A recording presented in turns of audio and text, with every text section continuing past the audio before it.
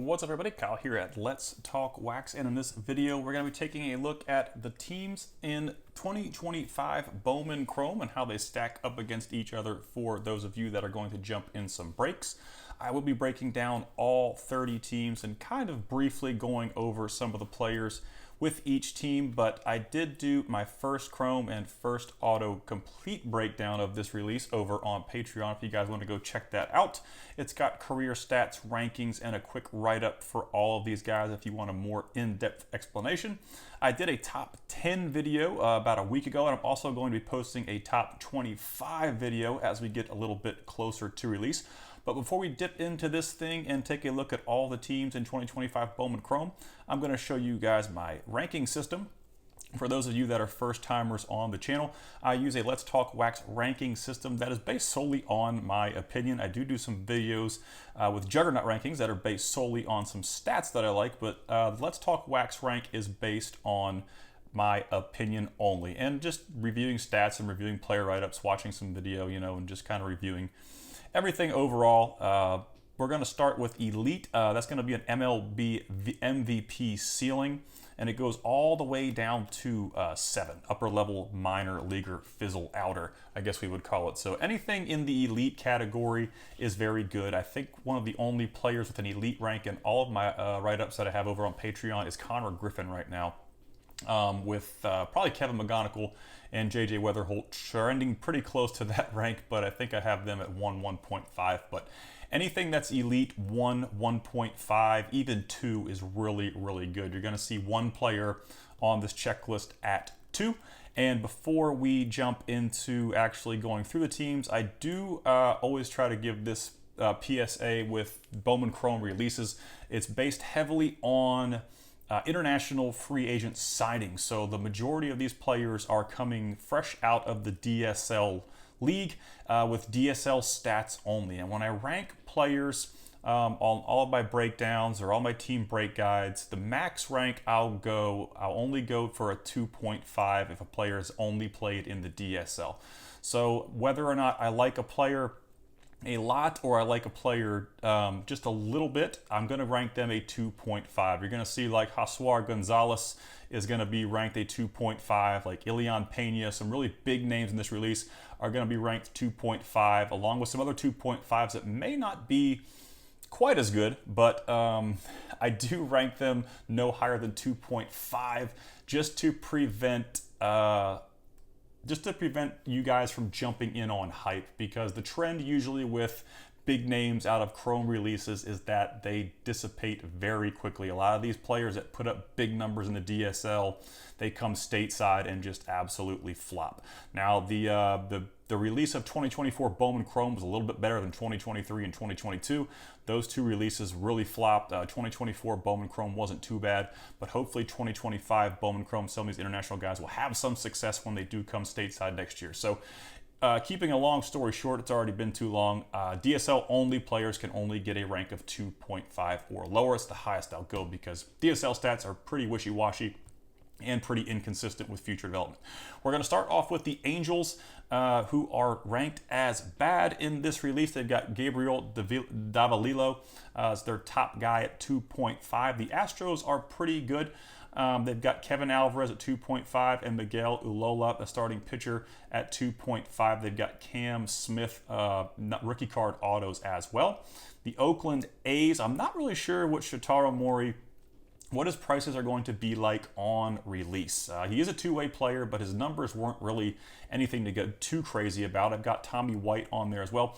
But what we're looking for with the A's here is probably Nick Kurtz and Jacob Wilson rookie card autos. That's why I kind of pumped them up as a good team. They could even honestly be great with these two guys having rookie card autographs in this release. The Blue Jays are awful. Their best guy is a 6.5, and RJ Schreck has aged out of Let's Talk Wax content. I think he's 25 or 26, so his prospecting status is pretty low when they get to that age, and they haven't made any fireworks in the major leagues, so I disqualify them at the age of 24. The Braves are okay. John Gill and Diego Torres kind of leading that pack with Hurston Waldrop and Drake Baldwin rookie card autos as well.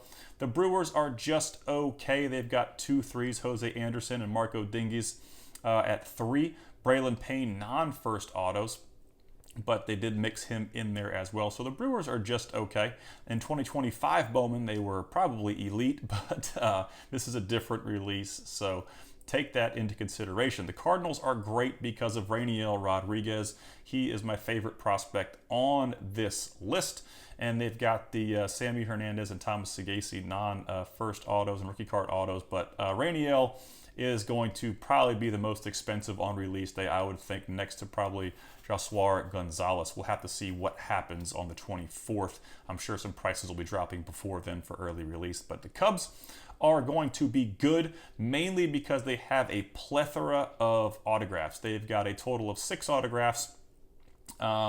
Wilfrey De La Cruz is actually with the Baltimore Orioles, and Ronnie Cruz is actually with the Washington Nationals, but they are going to be Cubs on the checklist. So if you are looking for those guys, you're going to want the Cubs. But I did give them a rank of good just because of the pure number of autos that you have a chance to pull. And on release, in the first week of release, you know, most autos sell at a very high premium. So with all breaks early on releases, I try to tell y'all to sell as quickly as possible, and if you want to buy back in later, that's fine too. But the first week of sales are going to be absolute peak for 95% of the players on this checklist. So keep that in mind if you're doing breaks. Now, if you guys are enjoying this content, be sure to check out my Patreon page. I'll put a link to it in the video description. Lots of really cool stuff over there. We've got autograph checklist breakdowns for all releases 2019 through 2025. I'm in the process of updating all those to finalize the season. I've also got the 2025 Bowman Chrome checklist breakdown over there as well.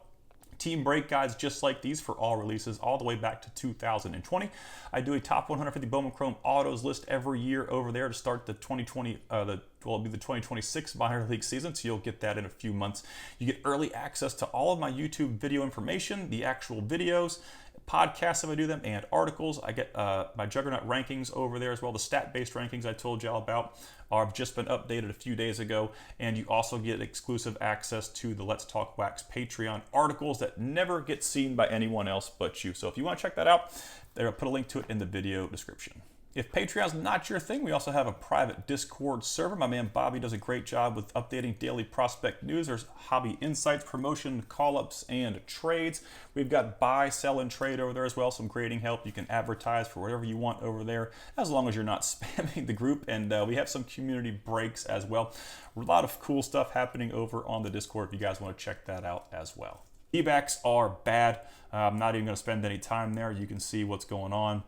The Dodgers are good. They've got Ko Ching Sin, 3.5. They've got Emil Morales, non-first, and they've got a plethora of some big names. They've got Rushing and Sasaki autos, rookie card autos. So that's what kind of pumps them up as well, the rookie card autographs in that group. The Giants are great.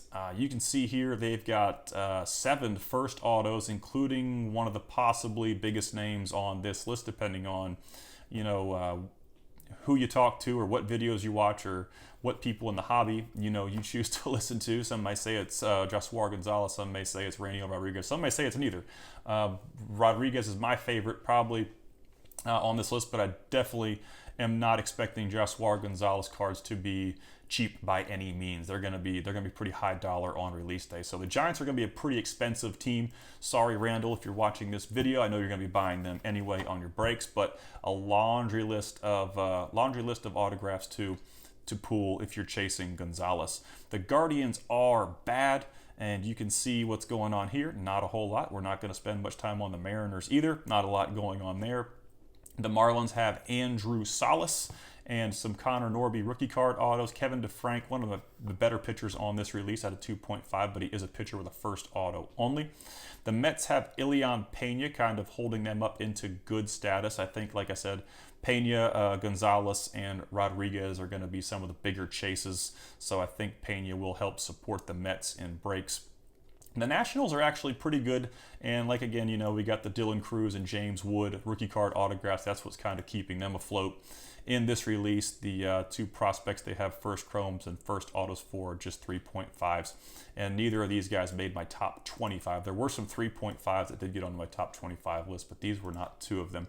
Nate George is going to be, I don't know, I'm really anxious to see where Nate George comes out on release week, and even after prices settle, you know, a month after release.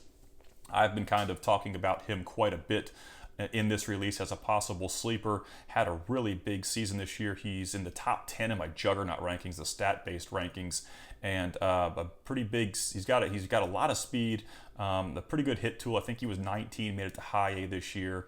And the power is going to determine, I think, how much he takes off. But more of a in-depth explanation over on the Patreon page on the breakdown. But I definitely like Nate George. Jordan Sanchez also in my top 25.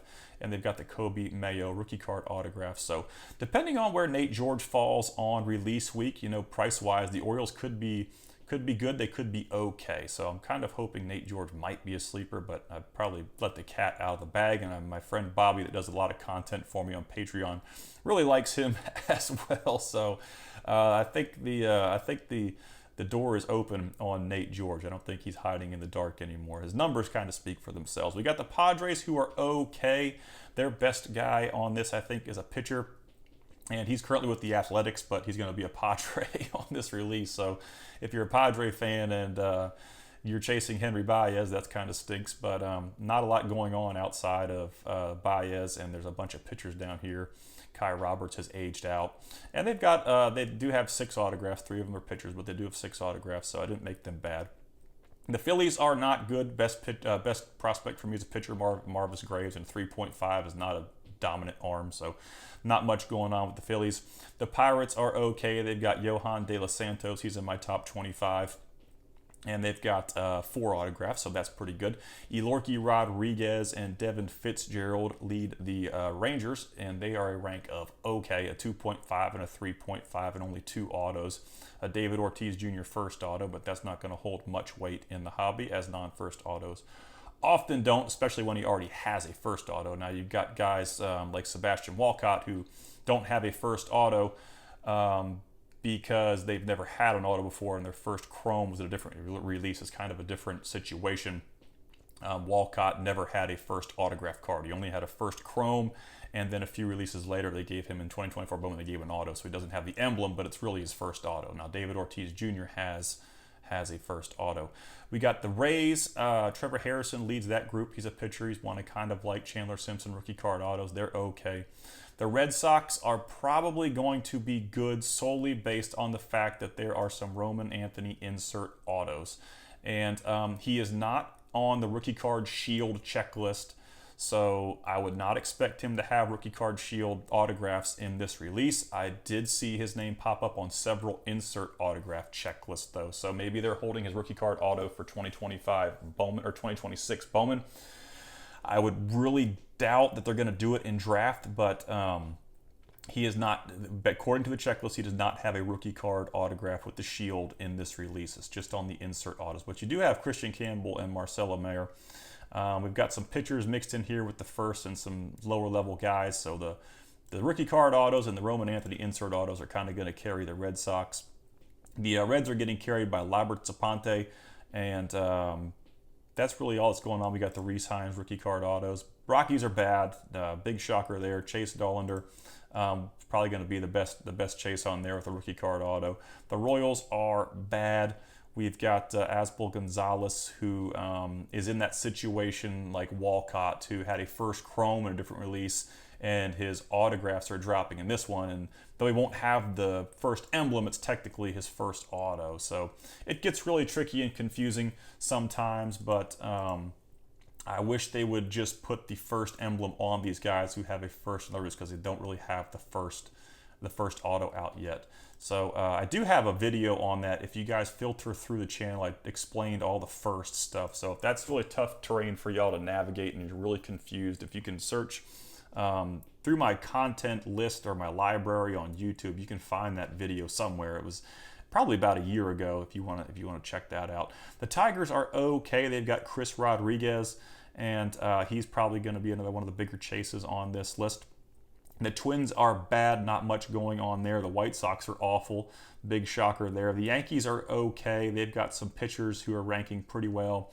They've got 6 autographs, 4 of them pitchers. Cam Schlitter already at the major league level, and they've got the Ben Rice rookie card shield autograph. So hopefully that gives you a good idea of what's going on with this release, and you guys can kind of depending on who you break with or where you break, you know, kind of measure the price of some of these teams against my rankings, or it just gives you an organized look at each team, and just to help you kind of navigate the checklist a little easier. So hopefully this video helped you out.